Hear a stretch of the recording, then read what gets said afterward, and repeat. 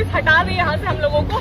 जल्दी देखिए आप फोटोज आ रहे हैं, सबका नाम आ रहा है, सबकी डिटेल्स आ रहे हैं। लड़कियों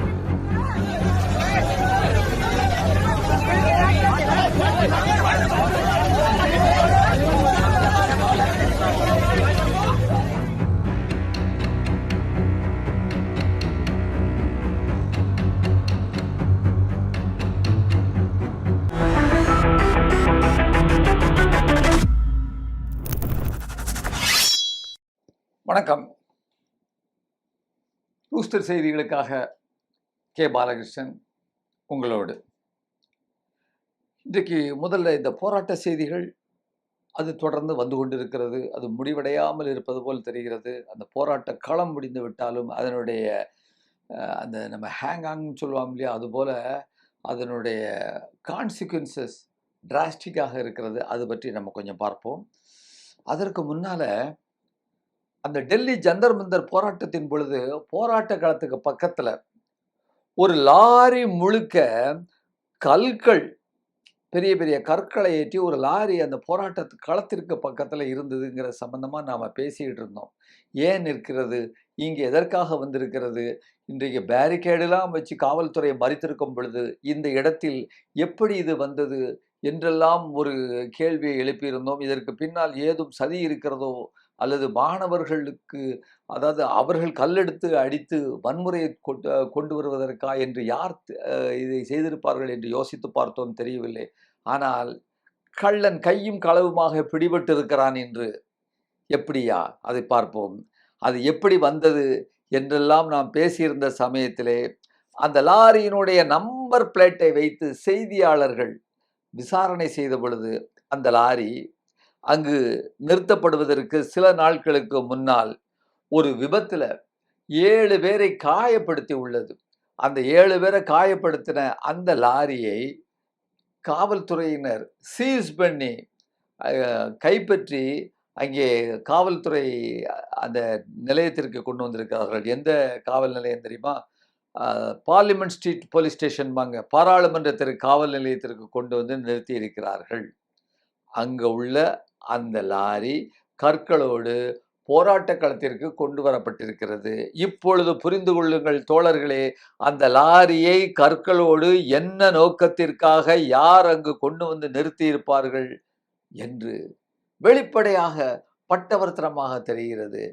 கண்டுபிடிக்க முடியாது, அல்லது இது வேறு திசை நோக்கி சென்று விடு என்பதற்காகத்தானே இதை நடத்தியிருக்கிறது என்பது ஒரு சட்டத்தை கையில் வைத்திருப்பவர்கள், நீதியை நிலைநாட்ட வேண்டும், அமல்படுத்த வேண்டும் என்று நினைப்பவர்களுடைய சிந்தனை அழுகிப்போன பாழாப்போன சிந்தனையாக இருக்கிறது. இன்றைக்கு வேறு ஒரு தளத்தில் இருந்துட்டு இது என்ன நடந்திருக்கிறது, எதை நோக்கி செல்லுகிறது, இப்பொழுது நாம் எங்கே நிற்கிறோம் என்பது பற்றி நாம் இப்பொழுது பார்க்கலாம். புதிய வரலாற்றை உருவாக்கிய நமது இளைஞர்களின் எழுச்சி இந்த நாட்டில் ஜனநாயகம் வீழ்ந்து விடாது என்ற நம்பிக்கையை நமக்கு ஏற்படுத்தி இருக்கிறது. அதே நேரத்தில் அடிபட்ட பாம்பாக இந்துத்துவ வலதுசாரிகள் அந்த போராடிய நமது பிள்ளைகளை நாசம் செய்ய பல்வேறு விதமான கீழ்த்தரமான நடவடிக்கைகளில் இறங்கி கொண்டிருக்கிறார்கள் என்ற செய்திகள் நமக்கு வந்த வண்ணம் இருக்கின்றன, கவலை அளிக்கின்றன. பக்கத்து மாநிலங்களிலிருந்து பஜ்ரங் தளம் மற்றும் மதவெறி பிடித்த குண்டர்களை டெல்லி தெருக்களில் இறக்கிவிட்டு நமது இளைஞர்களின் மீது வன்முறை வெறியாட்டத்தை அந்த பிள்ளைகளின் மீது ஆடிக்கொண்டிருக்கிறார்கள் என்ற செய்தி மிக மிக கவலை அளிப்பதாக இருக்கிறது. காவல்துறை வேடிக்கை பார்த்து கொண்டிருக்கிறது. நண்பர்களே,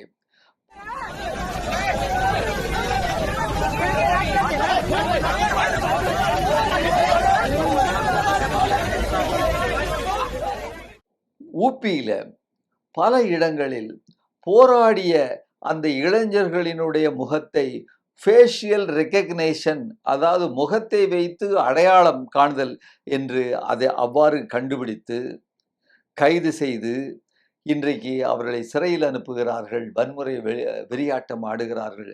இந்த ஃபேஷியல் அந்த ரெகக்னேஷன் உயிரியல் அடையாளத்தை வைத்து, தனிப்பட்ட அந்த அடையாளங்களை வைத்து அது வேறு எதற்கும் பயன்படுத்தக்கூடாது என்று இன்றைக்கு சிவில் அமைப்புகள் எல்லாம், இன்றைக்கு மனித உரிமை அமைப்புகள் எல்லாம் சொல்லிக் கொண்டிருக்கின்ற அந்த நேரத்திலே அதற்கு நேர்மாறாக இந்த விதியை மீறி அவர்களை இன்றைக்கு கைது செய்திருக்கிறார்கள், துன்புறுத்துகிறார்கள், சிறையில் அடைத்திருக்கிறார்கள் என்ற செய்தியும் நமக்கு கிடைத்திருக்கிறது.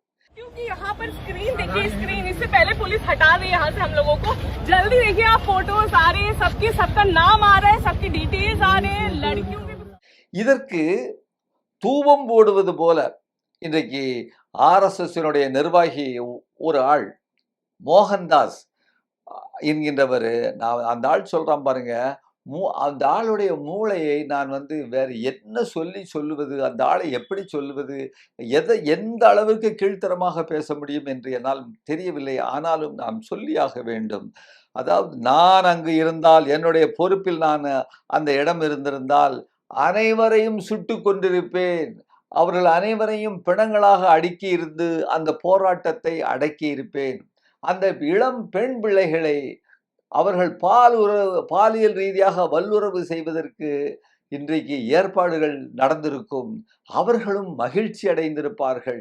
எவரும் அதாவது கம்ப்ளைண்ட் கொடுக்க மாட்டார்கள் என்று நமது பிள்ளைகளை பற்றி இவ்வளவு அவதூறாக பேசுகிறான் அந்த மனிதன் மோகன்தாஸ். பழைய ஆர்எஸ்எஸ்னுடைய ஒரு ஐடியாலஜி, ஒரு தத்துவ ஆள் என்று சொல்லுகிறார்கள். அதுபோல இன்றைக்கு அவ்வளவு பெரிய மனிதன் இந்த வார்த்தையை சொல்லுகிறான். அதுபோல இங்குள்ள குருமூர்த்திகளும் இந்த 50,000 பேர் வந்திருக்கலாம், ஆனால் அவர்கள் அனைவரும் ஒரு மோசமான குண்டர்கள் என்று சொல்லக்கூடிய குருமூர்த்திகள் இருக்கிறார்கள் என்று சொல்லும் பொழுது இன்றைக்கு இவர்களுடைய பேச்செல்லாம் மனித நாகரிகத்திற்கு அப்பாற்பட்டது ஆக இருக்கிறது. மோகன்தாஸ்களும் குருமூர்த்திகளுடைய பேச்சுகளும் நமது பிள்ளைகளுக்கு எதிரான போரை இவர்கள் துவக்கிவிட்டார்கள் என்று காண்பிக்கிறது. தாழ்கசிவுக்கு விரைவு நீதிமன்றங்கள் அமைக்கப்படும் என்று சொன்ன நமது பிரதமர் அந்த வகையில் கசியவிட்ட குற்றவாளிகளுக்கு அதை செய்தான் இல்லையா? அந்த குற்றவாளிகளுக்கு எதிராக நீதிமன்றத்தில் நடந்த முதல் நாள் அந்த வழக்கு விசாரணையின் போது அரசாங்க தரப்பு வக்கீல் ஆஜராகவில்லை, சிபிஐனுடைய வக்கீல் ஆஜராகவில்லை என்ற காரணத்தினால் வழக்கு தள்ளி வைக்கப்பட்டிருக்கிறது. ஏங்க, குற்றத்தை நிரூபிக்க வேண்டிய பொறுப்பில் உள்ள அந்த லாயர் வரல, அது தள்ளி வைக்கப்பட்டிருக்குன்னா இவர்கள் வைத்திருப்பது விரைவு நீதிமன்றமா நம்ம பிரதம மந்திரி சொல்லியிருக்கிறாரு. அது மட்டுமில்ல, இந்த தாழ்கசிவு விவகாரத்துல ஒரு புதிய மசோதா இந்த குற்றவாளிகளுக்கு தண்டனை கிடைக்கக்கூடிய வகையில கொண்டு வரப்படும் என்று சொன்ன அந்த சட்ட மசோதா தாக்கல் படுகின்ற நேரத்துல பிரதம மந்திரியும் உள்துறை அமைச்சரும் நாடாளுமன்றத்திற்கு வரவில்லை. அவர்கள் இருக்கை காலியாக இருக்கிறது. அதை போட்டு காண்பிக்கிறோம் பாருங்கள். இப்படியாக இவர்கள் நம்முடைய பிள்ளைகளினுடைய எதிர்காலத்தை கருதி, நம்முடைய இளைஞர்களினுடைய எதிர்காலம், இந்த வரக்கூடிய இந்தியா பற்றி இவர்கள் எதுவுமே கவலைப்படாமல் இருக்கக்கூடிய ஒரு மிக மிக மோசமான சூழலில் இவர்கள் இருக்கிறார்கள். இவர்களை நாம் ஏற்றி வைத்திருக்கிறோம் என்று சொல்வதுதான் இன்றைக்கு மிக மிக கேவலமான நிலை என்று இன்றைக்கு அதையும் நாம் பார்க்க வேண்டியிருக்கிறது. இவையெல்லாம் எந்த அளவிற்கு இன்றைக்கு அடுத்த கட்டத்திற்கு இந்த நாட்டை நாசமாக்கப் போகிறது என்பதை பற்றியும் நாம் யோசிக்க வேண்டும். நீதிமன்றமும் அவர்கள் பக்கத்திலேயே நிற்கிறது. வழக்குகள் திரும்ப பெறப்படும், இளைஞர்கள் விடுதலை செய்யப்படுவார்கள் அப்படின்னு தான் ஒப்பந்தத்தில் கையெழுத்தப்பட்டிருக்காங்க. நம்ம அந்த 3 அபிஜித் தீப்கே மற்ற அந்த சாரோ தாஸ் இவங்க எல்லாம் அரசாங்கத்தோட கையெழுத்து போட்டு, மந்திரிகளோட கையெழுத்து போட்டு போராட்டம் திரும்ப பெறப்பட்டிருக்கிறது. ஆனால் இந்த போராட்டத்தை இளைஞர்கள் கைவிட்ட பின்பும் அரசாங்கம் கொடுத்த உறுதிமொழிக்கு மாறாக வழக்குகள் அப்படியே இருக்கட்டும், அவற்றின் மீது அடுத்த கட்ட நடவடிக்கைகளை எடுங்கள் அல்லது நடக்கட்டும் என்று உச்சநீதிமன்றத்தினுடைய ஒரு இடைக்கால உத்தரவை ஜஸ்டிஸ் சூரியகாந்த் தலைமையிலான அந்த அமர்வு நேற்று சொல்லியிருக்கிறது என்பதை கேட்கும் பொழுது, நாம் ஏற்கனவே நம்முடைய யோகேந்திர யாதவ் போன்ற தலைவர்களும், பிரசாந்த் போன்ற தலைவர்களும், இன்னும் பல்வேறு விவசாய தலைவர்களும் நாங்கள் சொல்லி இருந்தோம் என்னவென்று, ஓராண்டு கால விவசாயிகளுடைய அந்த போராட்டத்தின் போது கையெழுத்து போட்டு பாண்ட் பேப்பர்ல கையெழுத்து போட்டு அரசாங்கத்தினுடைய ஸ்டாம்ப் போட்டு சீல் பண்ணி கொடுத்திருந்தாங்களே, அதற்கே இவர்கள் மரியாதை கொடுக்கவில்லை. இந்த நிமிடம் வரை விவசாயிகளினுடைய அந்த கோரிக்கைகளை நிறைவேற்றவில்லை என்று சொல்லும்போது, இந்த இளம்பிள்ளைகள் அவர்கள் சொன்ன வாக்குறுதி ஒப்பந்தத்தை படி அதை நிறைவேற்றுவார்களா? நிறைவேற்றவில்லை. நீதிமன்றம் வழக்கு தொடரட்டும் என்று சொல்லுகிறது. எனவே அனைத்து மதவாத வலதுசார சக்திகளும் இன்றைக்கு ஒன்றிணைந்து நமது குழந்தைகள் மீது மிகப்பெரிய போர் தொடுக்க ஆரம்பித்து விட்டார்கள். நாட்டிலே மிகப்பெரிய குழப்பத்தை உண்டு பண்ணுவதற்கு முடிவு செய்து விட்டார்கள் போல தெரிகிறது. RSS ஆரம்பிக்கப்பட்ட ஒரு நூற்றாண்டு முடிவில் மிகப்பெரிய குழப்பத்தை உண்டு பண்ணி அரசியல் அமைப்பு சட்டத்தை தூக்கி எறிவதற்கான இது ஒரு வழியோ என்று எண்ண தோன்றுகிறது. சட்டத்தை காப்பாற்றுவேன் என்று உறுதிமொழி ஏற்று ஆட்சிக்கு வந்திருக்கிறவர்கள் நாடாளுமன்றத்தின் முன்பு பதவியேற்கு முன்பு நாடாளுமன்றத்தினுடைய மண்ணை கீழே விழுந்து சென்றவர்கள் இன்றைக்கு இந்த அரசியலமைப்பு சட்டத்தை தூக்கி எறிவதற்காக முன்வரும் பொழுது, நாம் தான், மக்கள்தான், ஜனநாயக சக்திகள் தான், மதச்சார்பற்ற சக்திகள் தான் நம்முடைய அரசியலமைப்பு சட்டத்தை காப்பாற்ற முன்வர வேண்டும் என்று கூறிக்கொண்டு இத்துடன் இந்த செய்தியை முடிக்கிறேன். நன்றி, வணக்கம். தொடர்ந்து சமூக மாற்றத்திற்கான செய்திகளையும் கருத்துக்களையும் நான் தனியாக டெமோக்ராட்டிக் சேனல் என்ற ஒரு யூடியூபில் பகிர்ந்து வருகிறேன். அதில் நீங்கள் ஷேர் செய்யுங்கள், உங்களுடைய கருத்துக்களை சொல்லுங்கள், அதற்கு நீங்கள் ஆதரவு அளியுங்கள். அதுபோல ரூஸ்டர் நியூஸ்லேயும் என்னுடைய அந்த சேனல்லையும் என்னுடைய கருத்துக்களை தொடர்ந்து நான் பகிர்ந்து வருகிறேன். அதையும் நீங்கள் ஷேர் செய்யுங்கள் என்று கேட்டுக்கொள்கிறேன்.